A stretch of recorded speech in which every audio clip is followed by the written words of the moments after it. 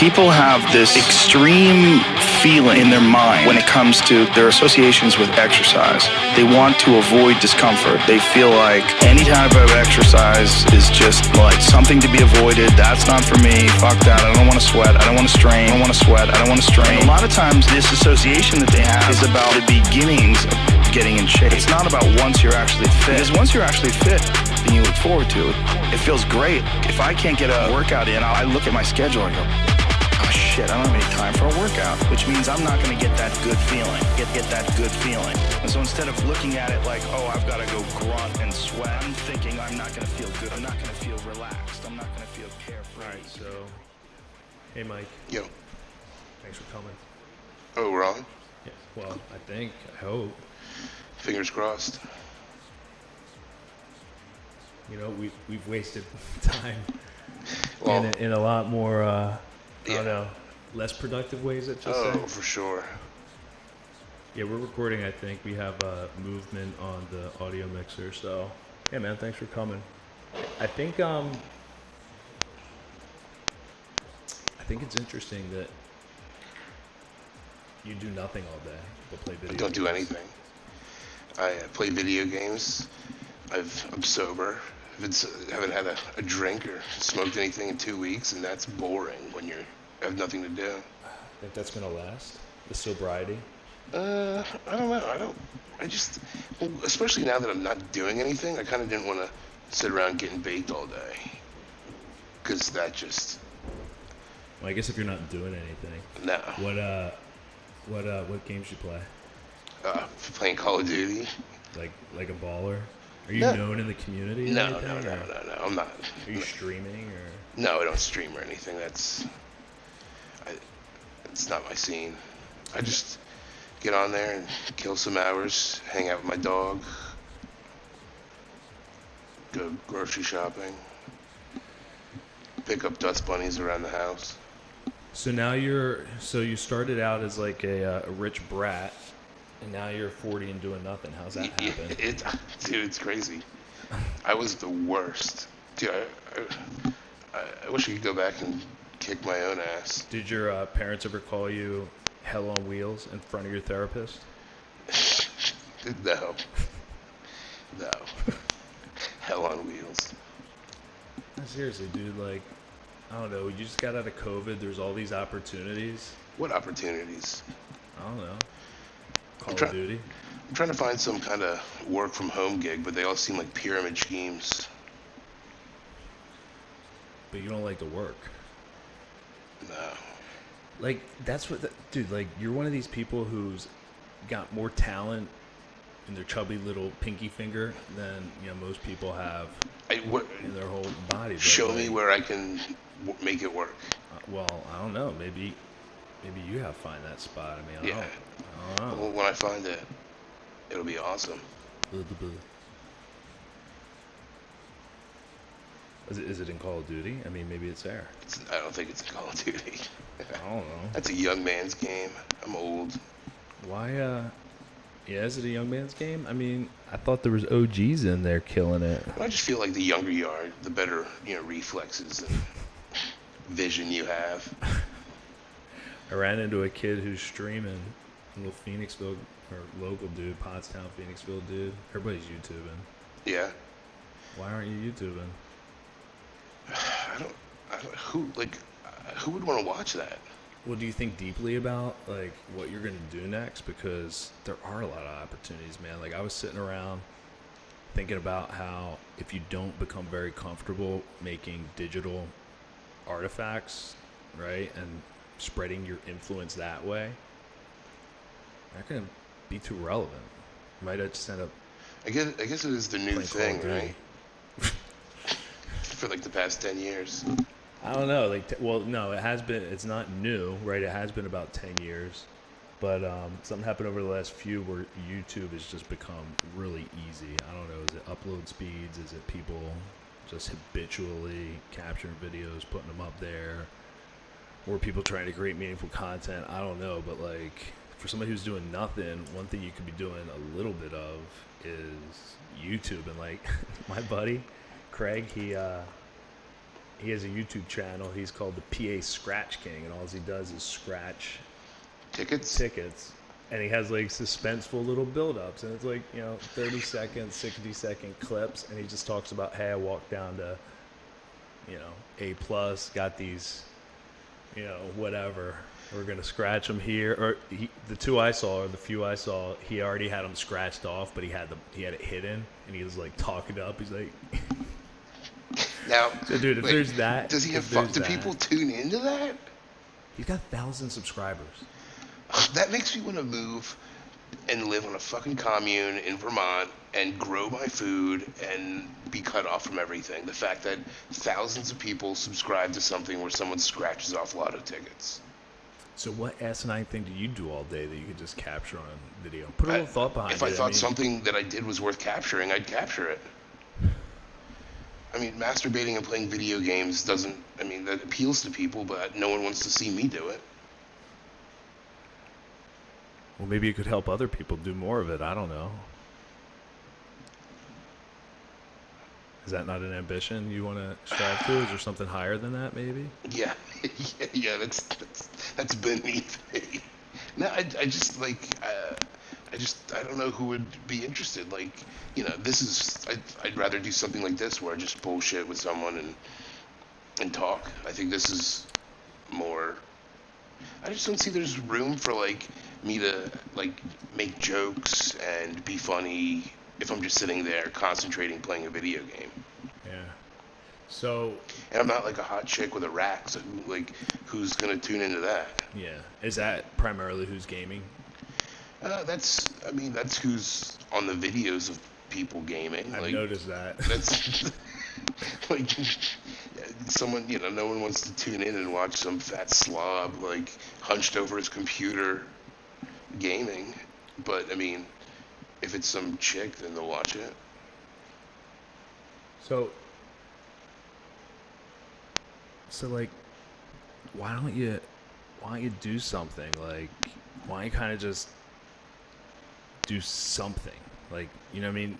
Well, I do something. It's just not much. Let's put it this way. Why don't you do something difficult or something that you don't want to do, right? So there's probably a lot of things that if I asked you what you don't want to do that come racing into your head, why don't you just pick the first one or the easiest one and do that? Go back bartending? That sounds easy. That's not hard, is it? Go back bartending sounds easy. Yeah, but it's more than just making drinks. You gotta deal with people's bullshit. Come on, don't try to glorify bartending. You get to deal with wonderful people and hear all about their wonderful lives. Okay, Mike. Where do you see yourself? You're 40 years old. You have a penis. Still have balls and testosterone, I'm guessing, right? Yeah, okay. Yeah, they're still there. I'm hanging out with dudes talking about, how do we create strong men, in our children, and nurturing and women in our young girls. I don't have any, but I have 2 young boys, right? So I'm rolling with people who are, kind of focused on different things. And what I find is, you gotta get used to,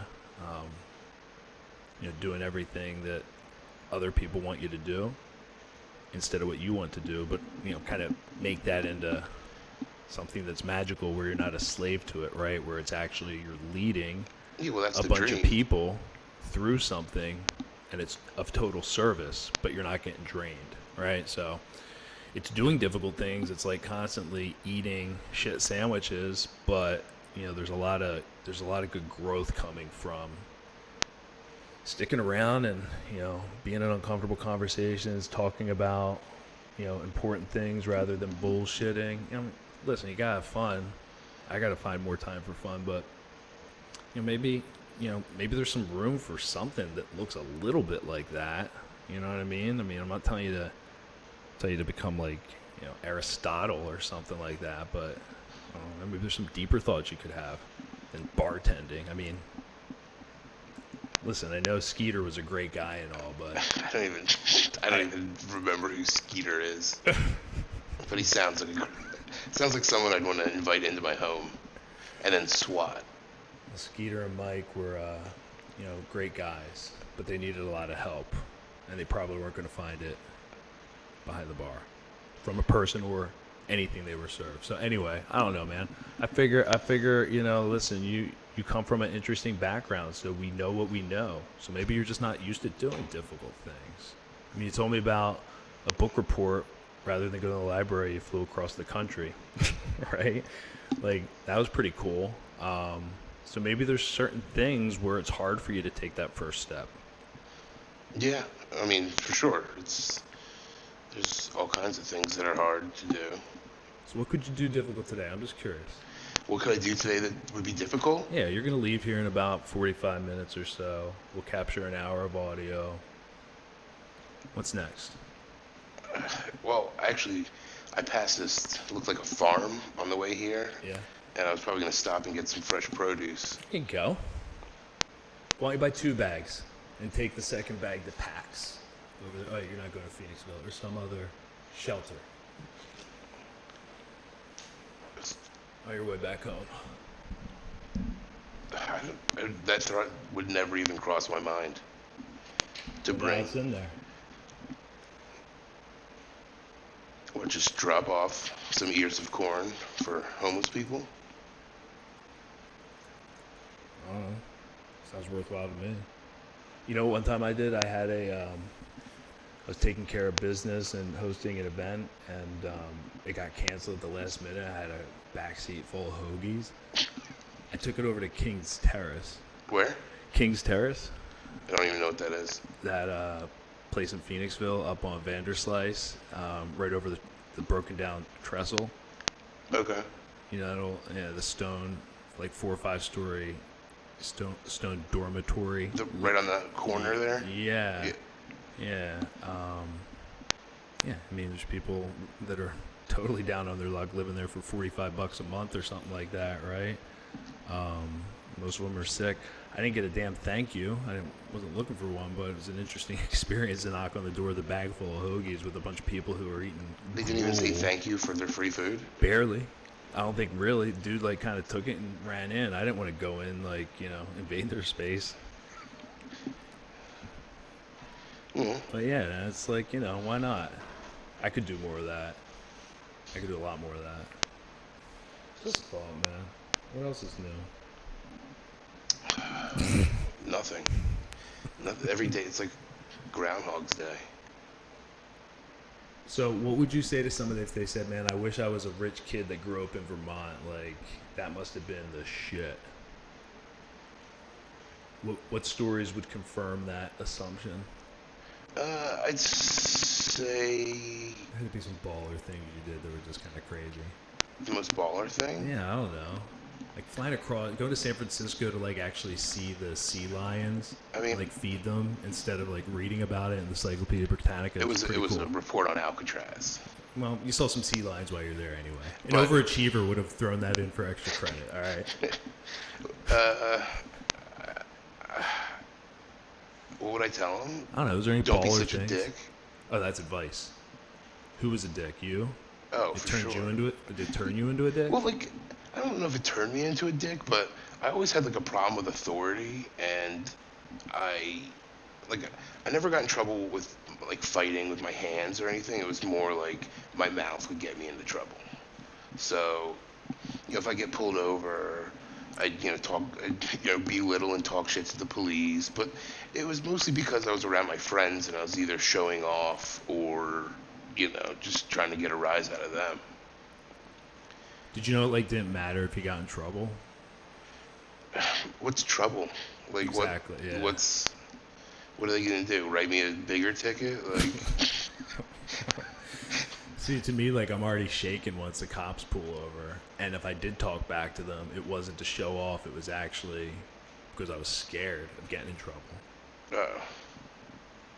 No, I guess I was trying to push them as far as I could without them slapping cuffs on me, or macing me, or getting physical with me. But like, I'd drive around and I'd have my buddy in the car, and I'd have like the police scanner on my in my car, and I'd listen to like where they were, and then I'd drive by them, or I'd kind of bait them on, and I'd get them to follow me, and then I'd get them to lose me, and it was just I literally had nothing to do, and that was entertainment. So what's the biggest trouble you did ever get in where you actually felt like a consequence? I had to go to court for like street racing one time. Never in the home though? Not many consequences in the home? What do you mean? Like, did you get in trouble for not getting grades or for fucking showing up with the police, taking you home? Like, the police never brought me home. Okay. The only time I ever got arrested was when I got my DUI. all right. So you had a long leash at home? Did you have a long leash? Like, how were you out doing all this stuff? Were you like already? You talking 18 and 20 and stuff, or? Well, I mean, I was living with, it was just my mom. My parents divorced when I was like 15 or 16.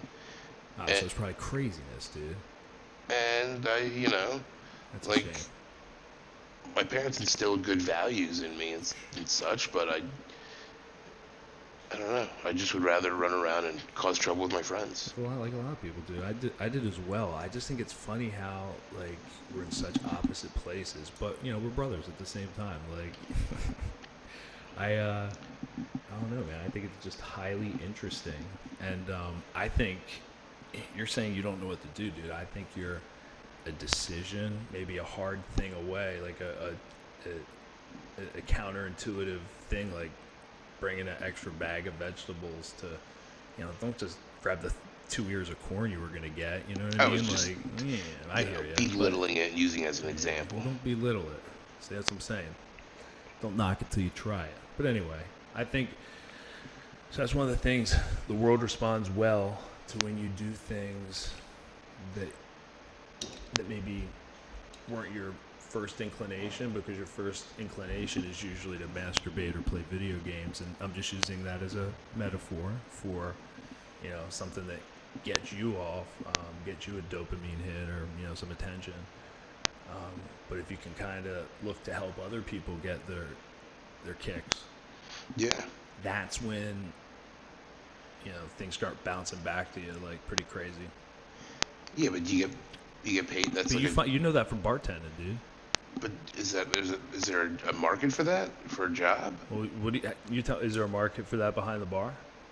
Tell me a story about how I'm not talking about anything that's, anything that's just how you dealt with people, right? Nothing about like transactions, tactics, but like, that how you dealt with people was a direct reflection on how they tipped you, and then over time, you watch that, trend upwards, maybe, right? Yeah, but there's still I'd still have people that, I had this one old dude, Brett, that used to come in, and he was poor as dirt, and he would never tip me, but he was super nice, and it was more of like, I felt like, I guess I felt bad for him, so like I didn't care. Like, if he came in and got his tacos and a beer, and he's left me like 50 cents or $1, and he apologized for it, like, at least, you're being a nice person.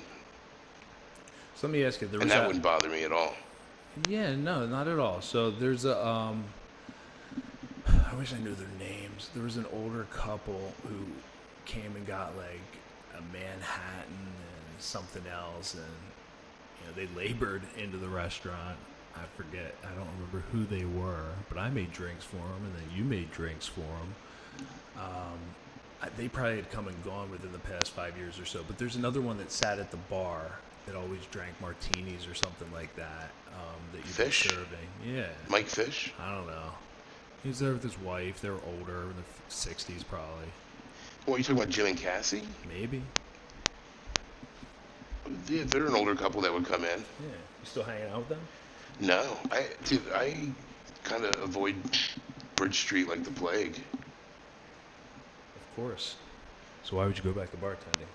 Anyway, I guess I was saying, like, yeah, there's... Well, it's just like the people. It's just like, you go back and it's like, oh, you people that you were like friends with when you're in the biz, and then you go back and like, I don't go out really anymore, and you see him and you're like, wow, that guy's a fucking loser. Like, everyday drunks, everyday cocaine users. The only meals they're eating are chicken tenders and stuff, just so they don't get sick from drinking. And before I guess I was talking to someone else about this last week, and I was like, when you live that life where you're working in a bar and you're surrounded by alcohol and drugs and people who do alcohol and drugs, it becomes normalized. And then when you take a step back and you're like, wow, that's it's not how people live at all. That's just like a finite, like a small amount of people that do that. And you know, when you're drinking and doing that shit, you compare yourself to other people. You're like, oh, well, I'm fine. I'm not as bad as this guy over here, but you're all still in the same boat. I have the same, like, everybody's, not everybody, but a lot of people have been through that type of involuntary, complete escape from what used to be and find that it was not that desirable of a place, despite what you thought for time. 7 years or 8 years. A lifetime. Yeah. But hey, man, you know what the cool thing is? There's a lot of people who aren't going to do that anymore. And what happened for a couple generations, say since we went on the hamster wheel 100 years ago. I mean, talk about a lost generation. And it sounds like lost generations, right? Because it's maybe not like, I guess, like we're still in the awakening part of it, and it's nothing to do with wokeism, good Lord. But we're still in the awakening to that realization that, man, despite how kind of forthright and centered I thought I was, or maybe was amongst, people of the time, it's a different time, and there's different things to focus on. And you can actually see people, dude, who are stuck, and it's like there's a huge contrast. I've had situations like that myself. I don't drink anymore, so I go to parties and I see people drink and see how they behave, and it's like there couldn't be a better reminder on why not to drink. Yeah. Right? Like, Oh yeah. Yeah. You don't need your examples anymore. You're kind of present enough to observe the world around you, and see, not when I have to dip back in there, because there's a time when you do take off of something like that, where you do kind of want to dip back in there, right? Because maybe it wasn't for the right reason or whatever. But I think it's great, dude. Like when I talked to you a couple weeks ago or last week, when you said you're kind of like on the straight and narrow when it came to just like doing stuff. That's really good. Yeah, I guess. The alcohol's the dumbest thing. I mean, listen. Like the past couple times that I've drank, it was literally because I was either laying in bed, I couldn't sleep, and I was like, you know what? I went downstairs, poured like a shot or two of whiskey, some ice, sipped on it, read a comic book, watched something on my computer, and 20 minutes later I was asleep. I mean, I guess I could have taken some melatonin and done the same thing, but... Or a glass of water, or some magnesium. I mean, yeah. I hear you. I don't know if water would really have the same effect. I think I still need a little bit of a depressant. Magnesium's great. Highly recommended. That helps you sleep? Oh, yeah, dude. You get your mineral, you get a little sleep. I don't know, melatonin's probably something that's natural too, right? So, right. I'll look into that. What's up? I said I'll look into magnesium. Yeah, look into magnesium. My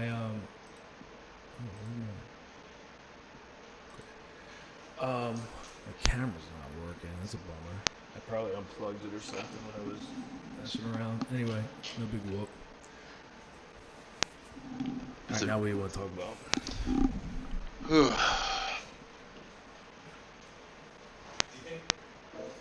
Do you think this place could be a nice studio in like short amount of time? Do you know anybody has nice furniture or like dumpsters we could dive into? Because I don't want to spend any money. I mean, we can. I can write it off as a business expense and all, but as a business owner, I'm appreciating frugality more than I ever have. What would you want to put down here? Like a couch? I want to be able to have people in, because people are calling me and saying, hey, can you help me do something? I'll be able to, like, come on in, we'll lay it down. What you gotta do is convince your wife you need a new furniture set upstairs, and then move that shit down here. I don't think that's going to take a lot of convincing. Just take I the told you I couch. didn't want to pay for anything. Yeah. Yeah, dude, I want to turn it into a little thing because... I mean, are you on Facebook? Yeah. Oh, I mean, Facebook Marketplace, and a lot of them are like, if you come pick this up, it's free. Oh, you know what? You're right. I You should. just inherit everyone else's farts. It's one thing to do. But like you said, is it worth it? Like, what do you think about, like, when you're like, who's gonna watch it? Like, you know, I don't even have 1,000 views on my YouTube. What am I right? doing Like, here? I'm I'm not- out of here. I don't even think I'm not that entertaining, right? Like, Well, that's why I'm here. I'm trying to help you I appreciate it. become more entertaining. Well, when are you gonna start entertaining so we can make sure we mark the tape for that? Oh, I'm constantly entertained. See, now Just that let would me be know, we'll get that it. would be a job that I would do. Be an entertainer. Like if I could get if I get a job where, you know, you pick someone up from the airport and you take them out to wherever. You take them out to a nice dinner. The black you bring guy them to a from strip Die Hard. club. What? Yeah. The black guy limo driver from Die Hard, right? What was his name? I don't know. It wasn't Chris. Alphonse or something. I don't know, but that's who it was. Just entertaining. The, You know, he's the limo entertaining. driver who hung Yeah. out. Wasn't he with him and his wife, or yeah, We picked up Bruce Willis from the airport, right? yeah. And he was like, he was trying to get like, he had like a date, but he missed his date because like Highly entertaining guy though. Like if I was getting a ride from that guy, or weren't they a little annoyed because they were trying to get some like in the back? yeah, he was Okay. definitely trying to get laid on Christmas. Because it's the only 5 minutes he spends with his wife anyway. Let's treat her like an object on the way to the dinner. Yeah, but That's like, the way we rolled in the 80s, dude. It was horrible. yeah, yeah. Seriously, you know what I mean? I'm not even trying to. What is there? What I mean, being a limo driver doesn't sound like that much fun, but just like No, it's horrible. It's another horrible job. if you were like Mike, I need to show this guy a good time. Like that would be a fun job for me. Yeah, dude, but like, how do I know you're gonna actually do it? That's your thing. Like, you know, maybe the video games will be more appealing because you have to get up early, or you have to shave, or you have to show up on time, or you have to. Yeah, well, I mean, if it was a job, I would do it. That's true. You kicked ass at bartending. So, Well, it's just the people. what I'm do good you with want people. to do? So, what is it to you? Like, you know, limo driving sucks. You know, bartending sucks. Why don't you think you're entertaining? Why do you gotta come on? Why do you gotta come on my podcast, man? You should already been doing this. You're more talented than me. I'm good at like a million things. Well, Yeah, but I wouldn't even know what to Zillion. focus on. I'd have to find like a one thing, and that would be my thing. Like your just general discussions. I started the talent show, and it was basically just to get something going. Like, I was like, it was the first thing that, I don't know, just talking about what you want to do, or even talking about that you want to find out what you want to do helps you discover it. But, you know, fast forward to the point where I actually started to put on a show. I said, let's make the talent show. I noticed I'm around a lot of entrepreneurs. I guess I was ready to step out, put it together. I had just learned, I built the Linux computer using the video and audio and graphic software to put together these things, had the website going. So there's a little bit leading up to it, but the main ingredients I put together in just a couple weeks. And I found out that, you know, if you have a working Windows machine, that's not a piece of crap.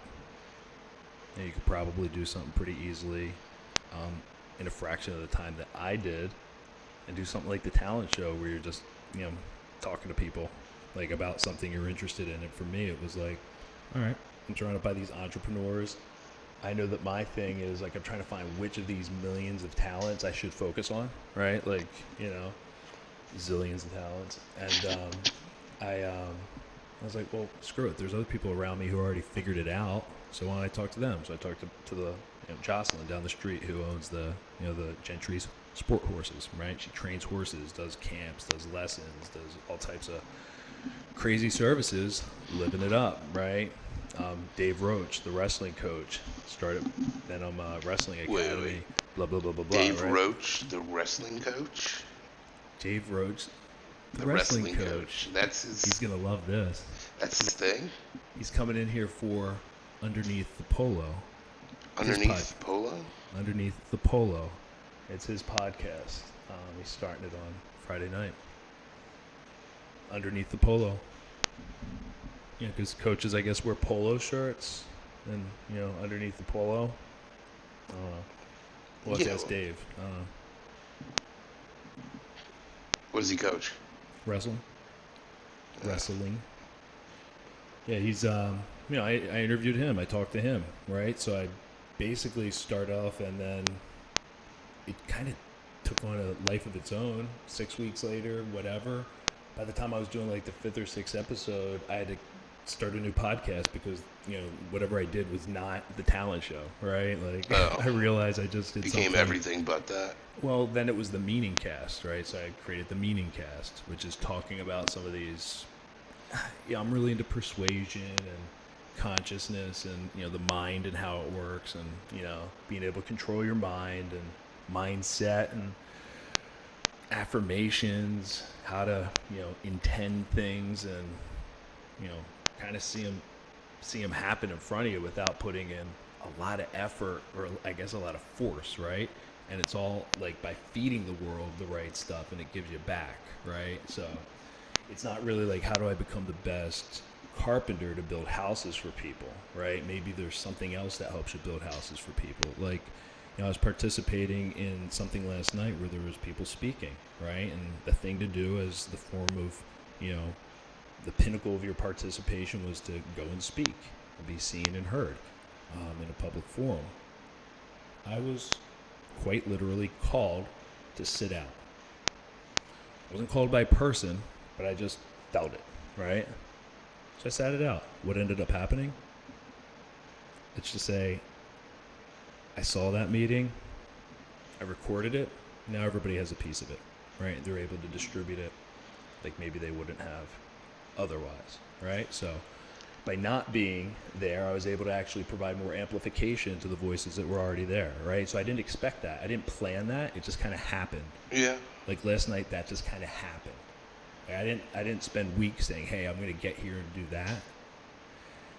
And I didn't say I was going to download OBS to do it, but that happened. You know what I mean? Like, it all happened. And I knew weeks ago that I was sitting out for a reason, but I didn't know. But when I was here last night wondering, should I stay or should I go? Yes, we're going to drop in music. Should I stay or should I go? I'm going to totally drop in music. And then I decided to stay, and I didn't know what to do. I really wanted to go, do what you don't want to do, right? Yeah. I wanted to go. Like, the inclination was to be there, be present, build relationships, right? Go talk to people. Yeah. Mix it up. Like, you chasing the cops, go get some kicks, Yeah, right? yeah, Like, yeah, a little FaceTime, some networking. but like, I was here lost, right? Like, nothing was happening. I was doing my thing. I ended up, beautiful thing happened, right? So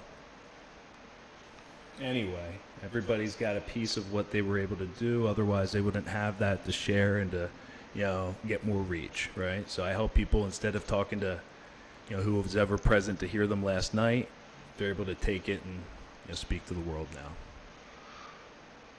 Yeah, but you're not getting paid for that, Oh, I'm not? are you? But I just get done telling you. Oh, you mean money? Yeah. Oh, no. Yeah, see, I mean, that's cool. Like, that's like a... I don't need money. Apparently you don't either. At some point I will. I need some kind of income. So there's people who do what I'm doing who need money that end up, getting money quicker because, they're doing the same types of things, but they need money, so that pops up sooner, right? Like, right now for me, it's, try to keep it clean, right? Like, trying not to do anything. I want to organize. I'd rather build a community and see what happens from there rather than try to create something, right? It doesn't jive necessarily with everything else going on, instead of right? making something new, kind of just bring up what's already there. I'd rather pull a bunch of people who kind of hear what I'm saying and are like, yeah, I want to, I'm down with that. Like, or that's how I do things, right? And let's mix it up together, bring more people into the group, show people how to step out of a funk, you know. I think that's my main thing. I think I'm in a funk right now. How long you been in a funk? Probably a little bit before COVID. Probably no. Probably the past 10 years. I've probably been in a funk for 10 years. Do you believe it's 2021? No. When did you walk into PJ Ryan's? 2008, 9. Yeah, it was early. Well, I think you'd be a great whatever you put your mind to, Mike. Maybe you should put your mind to something you don't want to do. That's kind of my... In the what? What's up? What'd you say? In the put my mind? Put your mind into something you don't want to do. So that's my biggest thing. Do something you don't want to do. Do it for Wasn't that a 45 saying? days. Do it for 45 days. And if you did it for a good reason, right, something magical will happen. You either be opened up to a new side of the world, right, just like pre-COVID, post-COVID. Wow, I don't like how I lived then, right? That was kind of disgusting, right? Versus, hey, I did this thing for 45 days, brand new realization. I totally understand something different. Magda and I did this when we went from just like total average American diet to raw food. Like we totally went like smoothies, juices, and nothing, just nuts and, salads. It was the most bland, but you were able to make things that were fun and all that stuff. Most expensive, most time consuming. Couldn't go out anywhere. Everybody made fun of you. Like it was the worst. We did it for 45 days. And then we tried to go back because it was just like an experiment. And it stuck. And it kind of totally changed us. So that's why I have direct experience where if you do something that's kind of seems like loony, even to yourself. Like I remember going into that, like, this is so funny, but I'm young and I'm married, just got married, and this is going to be fun. And, let's do it. I'll support Magda. We'll get really kind of, competitive about it. Just kind of found ourselves getting wrapped up in it. We held each other off the brink a couple times. Did 45 days. Totally changed us. It opened up the possibility that we could be changed. Now, do you still do that? No, but we do other things that that's just a example of how you can change. So now you just keep changing and changing and changing. So you're constantly a new metamorphosis of who you were into a better version that's closer to the ideal. See, that's what I feel like I'm doing right now. Okay, enlighten me. Well, I haven't smoked pot in a couple weeks. That's something you don't want to do. This is actually a really good point. And I was like all day, every day user. It was, it was all day, every day. So, stopped smoking pot. I changed my diet completely in the past couple months. I bought a blender. I'm living the blend life. I'm just trying to do things that make myself feel better about living. Most people, their associations are to avoid anything that's uncomfortable. It's so illogical. Discomfort is your friend. It really is. Discomfort, not being happy and content with certain situations in life, they're massive, massive motivators. They're amazing at facilitating change, yet are... You're doing what you don't want to do, but what were we talking about before Magda came here? Did you just wrap up something? I probably just sputtered out some bullshit. We're talking about you not doing what you want to do, which is awesome, dude. Seriously. That's my biggest thing. Well, they say that's a thing. Doing something you don't like every day builds character. That's an actual quote somewhere. I think I saw it on the bottom of a Snapple lid. If it isn't, you can just attribute it to whoever you want. Put it on the internet and call it a fact. Yeah. But it's true. And then, I don't know, there's a lot of people who didn't know what they wanted to do, playing video games, doing whatever, and then they just looked around and said, hey, where's something that's going on that I could attach myself to, just lend a helping hand. Maybe you don't get paid. Maybe you find yourself in a good community. I mean, you got to do it with a little forethought and stuff like that. But my buddy Jim Gleason says the new revolution is not technology. That's already peaked for all intents and purposes. The real revolution is going to be social. It's probably not what you think. It's probably not a big racial divide, you know. Yeah. You know, Democrats versus Republicans in North America is probably not that. It's probably something a little bit more sophisticated, and I think you're already kind of plugged into it if you're doing gaming and Discord and stuff. It has to do with kind of going into a Discord community, and sometimes you're just there as a rando, but sometimes you're leading one. Sometimes you're, you know, Yeah. an antagonist. Sometimes you're, you know, But whatever. now that I think about it, I think most of my game, like, if I hop on Call of Duty and I have no friends on, I'll play for like 15, 20, I'll play a couple rounds and then I'll get off. But if I have like buddies that are on that I'm talking to on this headphones, I could literally play for 6 hours and Right. just like joke with them and laugh about stuff and, you know, try to take things seriously or try to win games. But ultimately, I think it's that social connection that I get, and I don't have to go to a bar to get it. I can sit at home. I can sit in front of my computer and be entertained while I'm getting that social fix that I need. Yeah, and so kids can do that too, right? There's a lot of kids who are sitting in their house because their parents are afraid to let them outside because of the. Is that a thing? Yeah, and they're not getting socialized enough. I mean, it's a great way to socialize, and you probably don't know this, Mike. Like Minecraft and things like that, they use them as a way to introduce kids to programming and, you know, how to build businesses, how to create things, you know. My brother was telling me about, I guess Google does training now. Like you can, I think it's, you sign up, it's like some monthly subscription, and you can put it on your resume. But But you're just hitting classes, getting certs. certifications from Getting certs. from Google, Google, you get a Google cert. You like just an IT certification, right. or You're going to a call center job and you hang the cert there, right? So I'm Yeah. just saying, right? Like, Yeah, but I mean, that's I feel like some places would want you to have that just to get your foot in the door. sure. I mean, dude, the education revolution is huge. It has to do about social revolution. When people figure out how easy it is to remove their children from the public school system, it's like there's no obligation to be there, literally.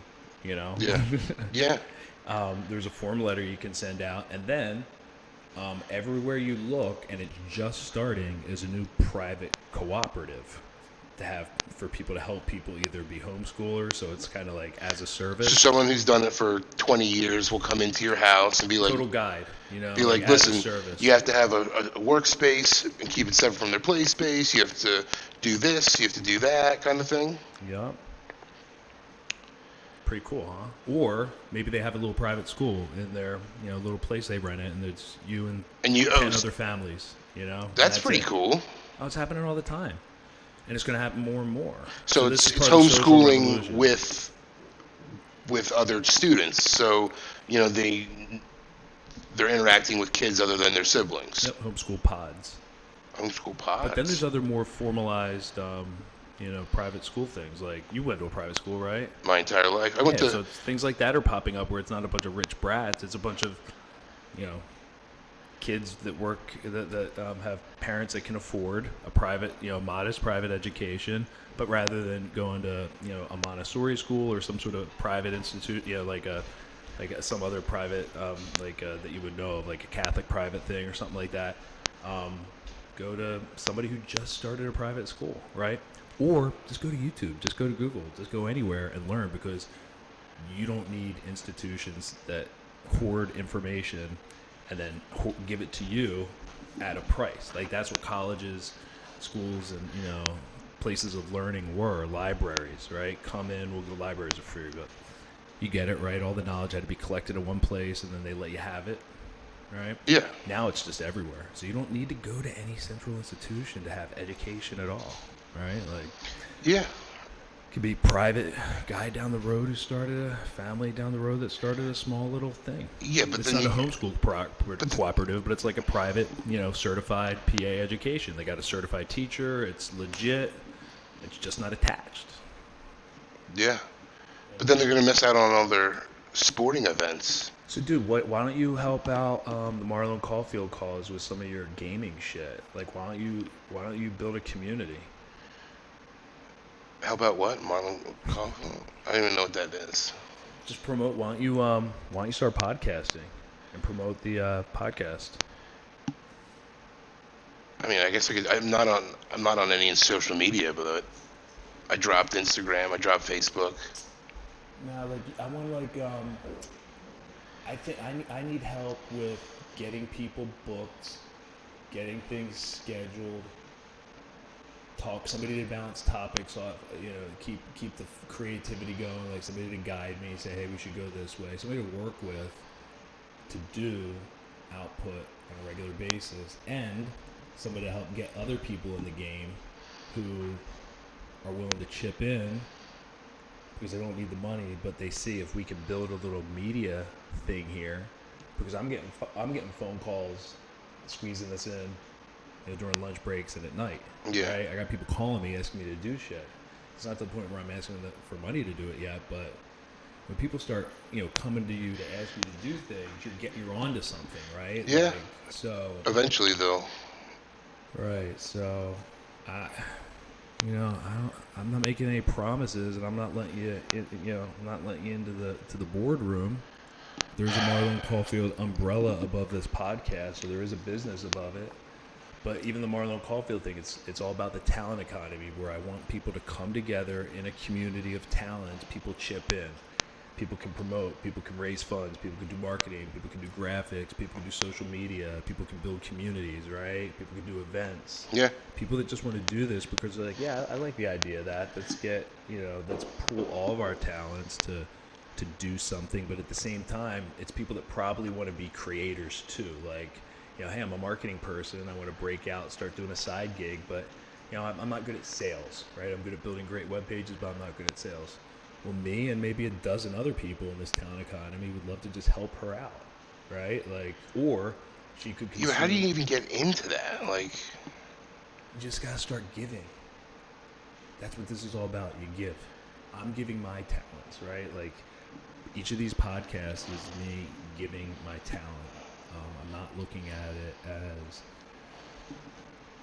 as a self-promotion or a show. I'm trying to expose something, right? Like, I'm giving something, right? Like, I'm trying to enlighten, not really entertain, talk, but not just talk about, whatever. Yeah. I don't know. I'm trying to give something, right? Like, I'm finding myself talking to a lot of addicts and former addicts, people that have helped addicts, right? Like, that's popped up in my life.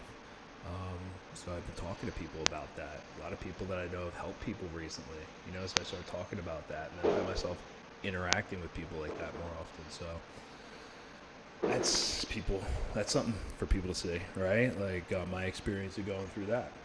All right, so different things like that. I mean, what do you get out of it? I mean, I don't know. Like, I know that people are asking me to help them do things. That's a good thing. Right? Like, that's a really good thing. Attention is influence. So yeah. if you want attention, you're not going to get it by putting your hands up and screaming, hey, look at me. You're going to get attention because other people are Just doing what you're good at, and people will recognize are helping it. You get attention. People, you know what I mean? People are rallying around you, not because you asked them to, but because they see it, right? So you want to get involved? Yeah, sign me up. Yeah, man, I'm looking for, I'm totally not pitching you, but I am saying there's even dudes out there like me doing a podcast. I don't know if you want to help out, but if you're doing nothing and you're trying to do something, Make some freaking phone calls for me. Like, I don't know. Like, Fear of I can give you discomfort. something to do. People I can have give you this my- extreme feeling in their mind when it comes to their associations with exercise. They want to avoid discomfort. They feel like any type of exercise is just like something to be avoided. That's not for me. Fuck that. I don't want to sweat. I don't want to strain. I don't want to sweat. I don't want to strain. And a lot of times this association that they have is about the beginnings of getting in shape. It's not about once you're actually fit. Because once you're actually fit and you look forward to it, it feels great. If I can't get a workout in, I look at my schedule and go, oh shit, I don't have any time for a workout, which means I'm not going to get that good feeling, get that good feeling. And so instead of looking at it like, oh, I've got to go grunt and sweat, I'm thinking I'm not going to feel good. I'm not going to feel relaxed. I'm not going to feel carefree, even appreciative, like my appreciation of things. And it gets enhanced greatly after exercise. I just feel better. I wanna sweat, I wanna strain, I wanna sweat, I wanna strain, I wanna sweat, I wanna strain, I wanna sweat, I wanna strain. Get that good feeling, get that good feeling, get that good feeling. I wanna sweat, I wanna strain, I wanna sweat, I wanna strain, I wanna sweat, I wanna strain, I wanna sweat, I wanna strain, I wanna sweat, I wanna strain. Get that good feeling, get that good feeling, get that good feeling. It feels great. Most people, their associations are to avoid anything that's uncomfortable. It's so illogical. Discomfort is your friend. It really is. Discomfort, not being happy and content with certain situations in life, they're massive, massive motivators. They're amazing at facilitating change. Yet our instinct is to avoid those and just sit on the couch and watch some fucking reality show. It's bizarre. When I get really disciplined and really consistent with my workouts, I almost feel momentum. I feel like there's a push behind me, like, all right, yeah, now I'm doing it. Sweat, I wanna strain, I wanna sweat, I wanna strain, I wanna sweat, I wanna strain, I wanna sweat, I wanna strain. Get that good feeling, get that good feeling, get that good feeling. I wanna sweat, I wanna strain, I wanna sweat, I wanna strain, I wanna sweat, I wanna strain, I wanna sweat, I wanna strain, I wanna sweat, I wanna strain. Get that good feeling, get that good feeling, get that good feeling. Yeah, now I'm doing it. Yeah, now I'm doing it. I'm doing it all the time now. I'm looking forward to the next time, and it makes that resistance much weaker, and it makes my motivation and my discipline much stronger. I think a lot of it is based on just the consistency. Blowing something off is not just bad for you physically, it's also bad mentally, because then that option is now available. The option to fuck off. You did it before, and you're probably going to do it again, and you'll get mediocre results, not just in that aspect of your life, maybe in all aspects of your life. That option to fuck off, when you embrace it, that is a pathway that you might choose when it comes to dealing with conflict in your personal life, business decisions, career decisions, like an uncomfortable decision that you might be faced with, what your pathway is in life, but you don't do it. Instead, you fuck off. And that inclination to fuck off, that gathers momentum as well. The inclination to be disciplined, that comes with momentum. I think both things. You take a path. I wanna sweat, I wanna strain, I wanna sweat, I wanna strain, I wanna sweat, I wanna strain, I wanna sweat, I wanna strain. Get that good feeling, get that good feeling, get that good feeling. I wanna sweat, I wanna strain, I wanna sweat, I wanna strain, I wanna sweat, I wanna strain, I wanna sweat, I wanna strain, I wanna sweat, I wanna strain. Get that good feeling, get that good feeling, get that good feeling. It feels great.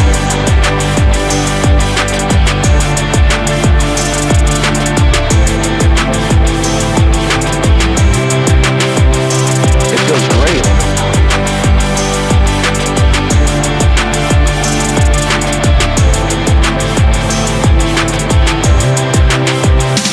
You take a path, or the path of the fuck off. Your body is like a race car that you can juice up yourself. Like you can add the fat tires, you can add improved suspension, you can beef up the horsepower in the engine. You can do all that yourself. Or you could just choose to have this shitty body. No one's under the illusion that you're going to live forever, but you are enhancing the experience that you're currently involved in right now. You are alive, you do experience this life, but do you experience this life optimally? Is it as enjoyable as it can be? And we all know that there's a spectrum for that enjoyability. Like we've all had times in our life where it's not been so great, and then times in our life everything came together like, what a fucking great day, woo! Great day, woo! Great day, woo! Great day, woo! Make more of those. Make more of those. Make more of those. you can make more of those. And then the whole thing's better, and then the whole thing's better. And I think when that whole thing is better, it affects everybody you touch, everybody that's around you, everybody you come in contact with. That in turn, I mean, it sounds so grandiose, but in turn can affect the entire race of human beings.